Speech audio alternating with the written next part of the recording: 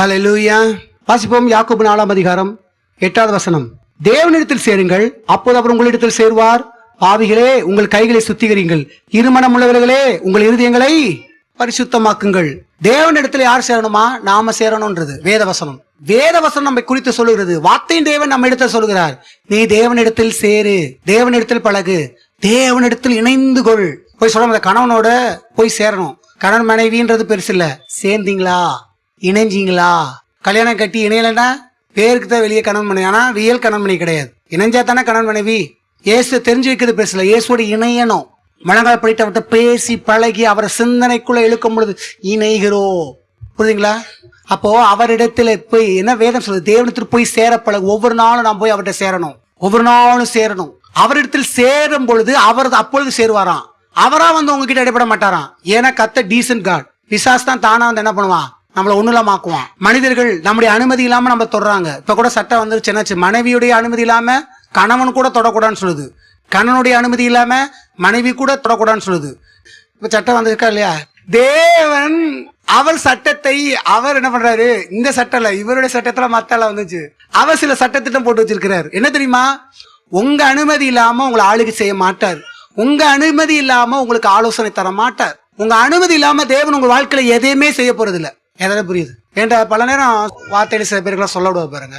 சில பேர் வந்து பார்த்தீங்கன்னா கடவுளோடு பற்றி கொள்ளவோ கடவுளுடைய காரியங்களையோ அவங்க விரும்பவே மாட்டாங்க கடைசி. அப்போ ஆண்டவர் சொல்லுவார் பாருங்க, நான் அவங்களை இது பண்ணு நினைப்பேன், அப்படியாச்சும் காத்த சொல்வார் விட்டுருன்னு வரு. ஏன்னா சில பேர் அவருக்கு நல்லா தெரியும் இந்த கேஸ் வரவே வராது, விட்டுரு. ஏன்னா என்னை அவங்க பற்றி கொள்ளவோ என் வழியில வருவதுக்கோ அவங்களுக்கு விருப்பம் இல்லாம போயிட்டாங்க. அதனால அவங்க விருப்பத்தின்படியே அவங்க வாழும்படி நானும் விட்டுறேன்றவர். எத்தனை புரியுது? இதே போலதான் நீங்கள் நானும். இப்ப வரைக்கும் நீங்க விரும்பினா கத்தரும் விருப்பம் கொண்டு உங்களை ஆலோசிவார். நானா இருந்தாலும் நீங்களா இருந்தாலும் இப்ப எனக்கு வேண்டாம் நான் ஒதுங்கினாலும் தேவன் நம்மளை வலுக்கட்டாம பிடிச்சி இழுக்க மாட்டார். எத்தனை புரியுது? ஒரு நல்ல கடவுளா இல்லையா? டீசென்டான காடா இல்லையா? யார் டீசென்டான காட்? மத்தெல்லாம் என்ன பண்ணும்? உன்னை பயமுறுத்தி கண்ணை நோண்டி வர வச்சிருங்க. கனவுல என்ன பண்ணும்? பாம்பு உருவம் கொண்டு வருதா இல்லையா? உசுன்னு வந்துடும். என்னை தேடி ஏன் வரவில்லை? எத்தனை மாதம் ஆனது, எத்தனை வருடமானது, ஒரே கொத்து. நைட்ல இப்படி கனவு தெரியுதுங்க. அக்கா சரிங்கக்கா, என்ன கனவு? பாம்பு வந்துச்சு, பரியா இல்லையான்னு கேட்டுச்சு, கொத்துச்சாடி, கொத்துல ஐயோ நீ செத்தாலும் செத்துடி, கொத்துனா தான் சாக மாட்டேன் சொல்றாங்களா இல்லையா? கொத்தணுமா? நல்ல உதட்டிலே கொத்தணும், சொடக்கணும் போட்டு. ஹலோ, இதே பிள்ளை விளங்கி கொள்ளுங்கள். ஆண்டு அந்த மாதிரி நைட்டு வந்து அரட்ட மாட்டாரு, பயமுறுத்த மாட்டாரு. நீங்க வாட உட்காந்துக்கிட்டு கடவுளே நீங்க எதுவுமே பண்ணி பாருங்க, அமைதியா தான் இருக்கும். ஆனா நீங்க முழங்கால் பட்டி ஜெபம் பண்ண ஆரம்பிங்களே, எந்த சூழ்நிலையும் இடைபடுவார். எத்தனை பேர் நான் சொல்ற அனுபவத்தை அனுபவிச்சிருக்கீங்க மேலையா? அதான் இருக்கும். நீங்க போகாத வரைக்கும் தேவனோட இடைபடவே மாட்டார். தானா வந்து உங்களை கட்டாயப்படுத்த மாட்டார். யார்? ரட்சிக்கப்பட்ட பிள்ளைகளை பத்தி சொல்றேன். ரட்சிக்க முன்னாக்க மனுஷன் மூலியமாய் தன்னை பற்றி தட்டுவார். நான் நல்லவர்ப்பா, கொஞ்சம் ஏத்துக்கோ, உனக்கு நல்லது செய்யறேன்னு. ரட்சிக்கப்பட்ட பிறகு ஒரு மனுஷன் தான் கடவுள் தேடி வரணும். ஏன்னா உனக்கு தான் தெரியல கடவுள் யாருன்னு. அவர் ருசிச்சது இல்லையா, ரசிச்சது இல்லையா, அப்படி அற்புதங்களை அனுபவிச்சது இல்லையா? ஹல்லேலூயா. அப்போ தேவன் சொல்றாரு, நீ சேர்ந்தாதான் சரி. ஏன்னா நான் டீசன்ட் காட், நான் ஒழுக்கம் கட்ட கடவுள் அல்ல. சொல்லுவாங்க பாத்தீங்களா, கணவன் மணி சண்டை பண்ணும்போது, நீ ஒழுக்கம் கட்ட ஆளு, என் அனுமதி இல்லாமே என்னை பண்றிய அப்படின்னு வாங்க பாருங்க. மனுஷர்கள் ஒழுக்கம் கட்டவளா இருக்கலாம், கடவுள் ஒழுக்கம் கட்டவர் அல்ல. நீங்கள் நான் ஆராதிக்கிற கடவுள் ஒழுக்கம் கட்டவர் அல்ல. மற்ற கடவுள் ஒழுக்கம் கட்ட கடவுளா இருக்குது, எல்லாமே செய்யுது. அடுத்த மொட்டாட்டியை போய் தொடுது, பின்னோட்ட போய் திருட்டு வந்துருது, கட்டாயப்படுத்தி கல்யாணம் பண்ணி விரும்ப வைக்குது. ஆனால் இவர் அதெல்லாம் செய்யறது இல்லை. இதெல்லாம் எல்லாம் மேற்பட்டவர். புரியுதுங்களா? கல்யாணம் பேச்சுக்கிட்டா கிடையாது, நமக்கு தான் கல்யாணம். இதெல்லாம் எல்லாத்துக்கும் அப்பாற்பட்ட தெய்வம் அவர். அவர் வந்து எப்படிப்பட்டவரா? நம்மகிட்ட ஒழுக்க கட்டமா நடக்கல, அதை புரிஞ்சுக்கோங்க. உங்ககிட்டயும் என்கிட்டயும் உங்க அனுமதி இல்லாம அவர் உங்களுக்கு நல்லது செய்ய போறது கிடையாது. உங்க அனுமதி இல்லாம பாருங்க, நீங்க தப்பா போறதுக்கும் உங்கள்கிட்ட அனுமதி கொடுத்துடுறாரு. அது கூட என்னவா? நீ விரும்பினா தான். புரியுதா? அப்ப பாருங்க, ஒரு விஷயத்துக்காக நான் ரொம்ப போராடிட்டு இருக்கும்போது கர்த்தர் என்கிட்ட சொன்னது என்னன்னா, அவங்களையே என்னை விட்டுட்டாங்க, நானும் அவங்களை விட்டுட்டேன், நீ எதுக்கு கஷ்டப்படுற அப்படின்னா பாருங்க. எத்தனை புரியுது? அவங்க இஷ்டத்துக்கு விட்டுரு, நீ என்ன பண்ணாத, அடுத்து சொல்லாத. புரியுதா எத்தனை பேருக்கு? அவங்க இஷ்டத்துக்கு விட்டுரு, ஏன்னா அவங்க அதுல தானே விருப்பமா இருக்காங்க. அதான் ரோமர் 1 என்ன சொல்றது, நல்லா தெளிவாடுங்களேன். இதெல்லாம் நீங்க தெரிஞ்சுக்கணும். இயேசு எப்படிப்பட்டவர். நீங்க தப்பா இயேசு பத்தி புரிஞ்சு வச்சுக்கிறீங்க. இயேசு பத்தி தெரிஞ்சுக்கோங்க. அவர் டீசென்டான காடு. புரியுதுங்களா? ஒழுக்கம், நல்ல ஒழுக்கமுள்ள தகப்பன், நல்ல தகப்பன், பிள்ளைகளையும் ஒழுக்கமா நடத்துவாரு. புரியுதுங்களா? நமக்கு கூட என்னத்து கத்துருவாரு, அனுமதி இல்லாம யாரையும் தொடக்கூடாது, எல்லாத்தையும் சொல்லி தருவார். ரோமர் 1ஆம் அதிகாரம் எல்லாம் எடுத்துக்கோங்க. இங்க பாருங்க, 25 சில வசனங்கள் வாசித்து அதுக்கப்புறம் அந்த கடைசியில போய் முடியும். இங்க உள்ள சத்தியம் என்ன சொல்லப்பட்டது, எதுக்கு இப்படி சொல்றாருன்றதா சொல்லிட்டு வரேன் பாருங்க. 25 எல்லாம் சேர்ந்து வாசிப்போமா? தேவனுடைய சத்தியத்தை அவர்கள் பொய்யாக மாற்றி சிருஷ்டிகரை தொழுது சேவியாமல் சிருஷ்டியை தொழுது சேவித்தார்கள். அவரே என்றென்றைக்கும் ஸ்தோத்தரிக்கப்பட்டவர். ஆமென். இது நிமித்தம் தேவன் அவர்களை இழிவான இச்சை ரோகங்களுக்கு ஒப்பு கொடுத்தார். இந்தபடியே அவர்களுடைய பெண்கள் சுவாபத்துக்கு விரோதமான அனுபவமாக மாற்றினார்கள். அப்படியே ஆண்களும் பெண்களை சுவாபப்படி அனுபவியாமல் ஒருவர் மேல் ஒருவர் விரோதாபத்தினாலே பொங்கி ஆணோடு ஆண் அவலட்சணமானதை நடப்பித்து தங்கள் தப்பிதங்களுக்கு தகுதியான பலனை தங்களுக்குள் அடைந்தார்கள். தேவனை அறியும் அறிவை பற்றி கொண்டிருக்க அவர்களுக்கு மனதில்லாதபடியால் தகாதலை செய்யும்படிக்கு தேவன் அவர்களை கேடான சிந்தைக்கு ஒப்பு கொடுத்தார். புரியுதுங்களா? அவங்க தேவன் காட்டின வழியில அவங்க நடக்கவே இல்லையா. அவங்கவுங்க இஷ்டத்துக்கு ஆணுக்கானு பெண்ணுக்கானு என்னென்னமோ போயிட்டாங்களாம்.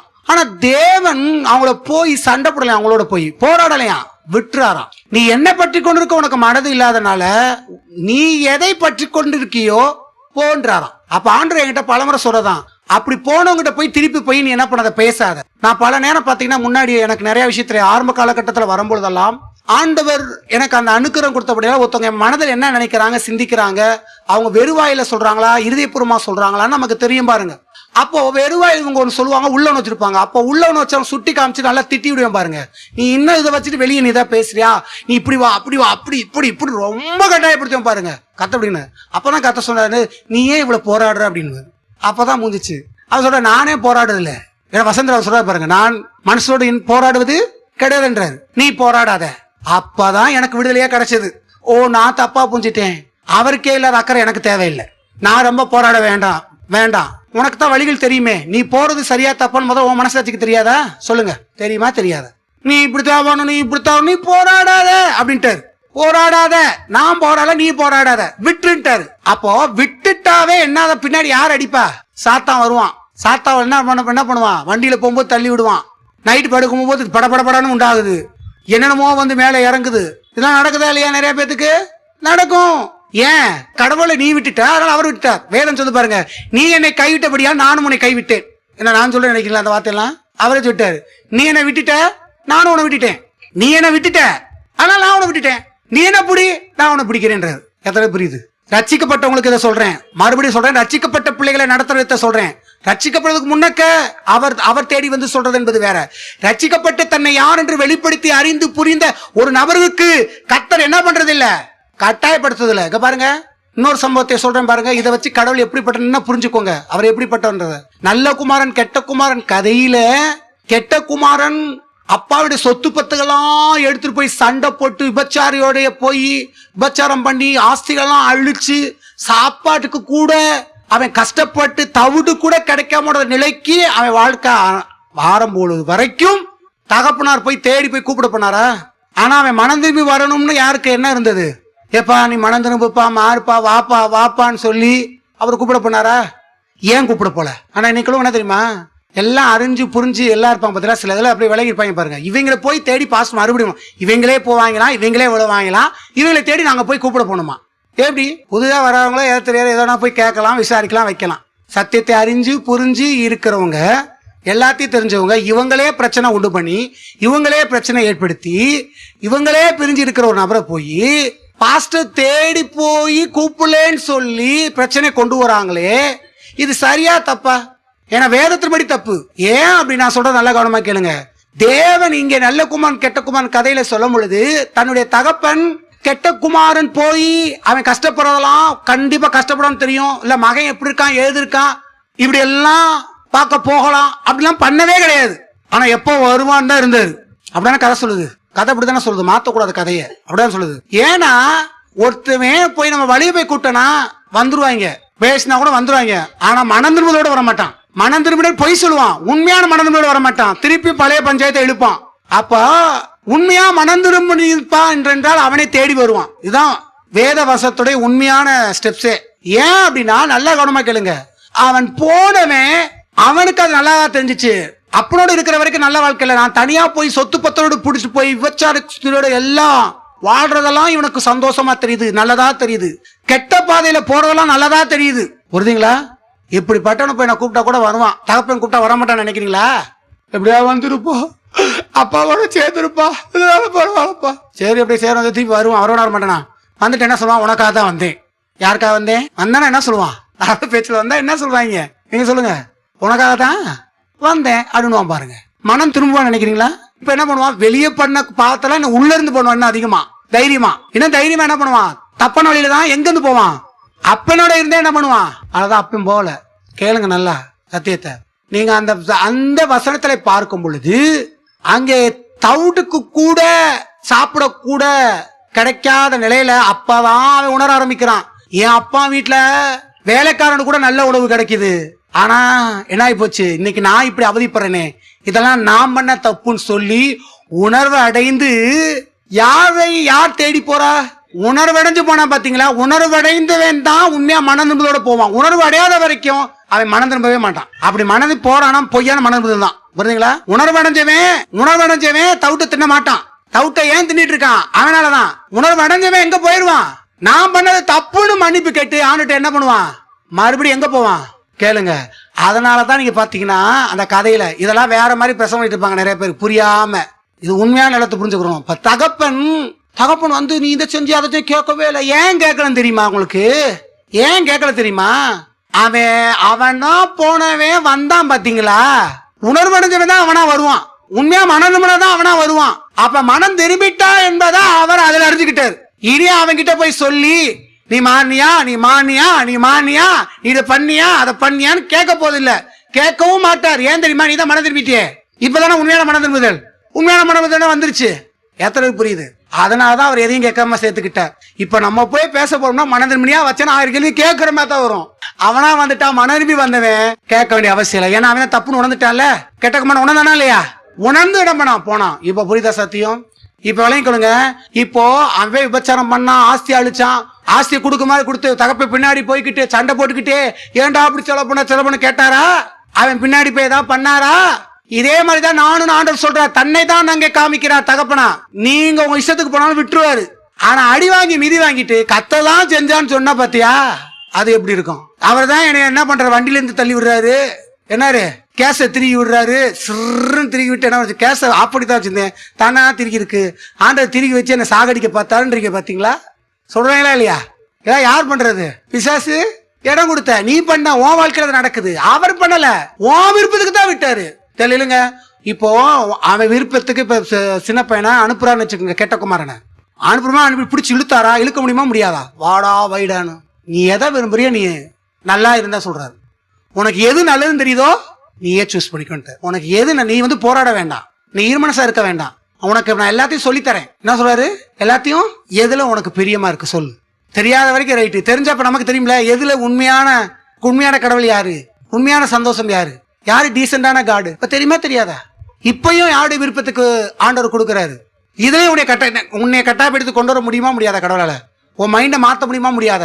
அந்த சராசரி படைச்ச தேவன் உன்னை வலுக்கட்டாயமா கும்பிட வைக்க முடியும். உன்னை பயமுறுத்தி கும்பிட வைக்க முடியும். உனக்கு 2 கனவுல வந்து கத்தியோ இதையோ காட்டினாவே வந்துருவ. அரட்டினா உருட்டா ஒரு சாதாரண விஷப்பூச்சியை பார்த்தே பயந்து போய் பால் முட்டையை வாங்கி வச்சுட்டு வந்துடுற. எல்லாத்தையும் கடலையும் பெரிய ஆண்டவர். அவர் கத்தி எடுத்து காமிச்சாருன்னா வரவே வர மாட்டியா? வல்லனா உனக்கு குத்திடுவேன். பயமுறுத்தி கொண்டு வர முடியுமா முடியாதா? நித்தமும் உன்னை தூங்க விடாம பண்ணி உன் வேலையெல்லாம் புடுங்கி உங்ககிட்ட இருக்கிற எல்லாத்தையும் புடுங்கி நீ வந்தா தான் தருவேன்னு சொன்னா அப்படி சொல்லி உங்களை கத்தர் மாத்த முடியுமா முடியாதா? மத்ததெல்லாம் மாத்த இவர் பண்றாரா? ஏன்னா எது உனக்கு சந்தோஷம் அதிலே இருன்றாரு. ஆனா நீ என்னைக்கு உண்மையா மனம் திரும்பி வருவியோ அப்ப உன்னை நான் அப்ப ஏத்துக்குருவேன். ஆனா அது வரைக்கும் நீ உணர்வதற்கான வேலை நடக்கும். இப்ப இதெல்லாம் என்ன நடந்திருக்கு? உணர்வதற்கான வேலை. நீங்க எந்தெந்த இடத்துல ராங்கா இருக்கீங்களோ, எப்படிலாம் இருக்கீங்களோ அங்கெல்லாம் ஆண்டவர் என்ன பண்றதை எடுத்து காண்பிக்கிறார். ஆனா பக்கத்தை தான் கடவுள் இருப்பார், உள்ள வர மாட்டார். உள்ளே போடுவா தெரியுமா? நீயா இருதய பூர்வமா என்னை கூப்பிட்டாதான் நான் என்ன பண்ணுவேன்? உள்ளே வருவேன். நீயா உன் வாழ்க்கையில நான் வந்து அற்புதம் செய்யணும்னு சொன்னாதான் நான் செய்வேன். நீ ஜெபித்தாதான் நான் என்ன பண்ணுவேன்? உனக்கு எல்லாம் தருவேன். இப்ப இதை ஒண்ணு மட்டும் சொல்லி முடிக்கிறேன் பாருங்க. இந்த யாக்கோபுல வாசிங்களே அந்த வசனத்தை. தேவனிடத்தில் சேருவார்.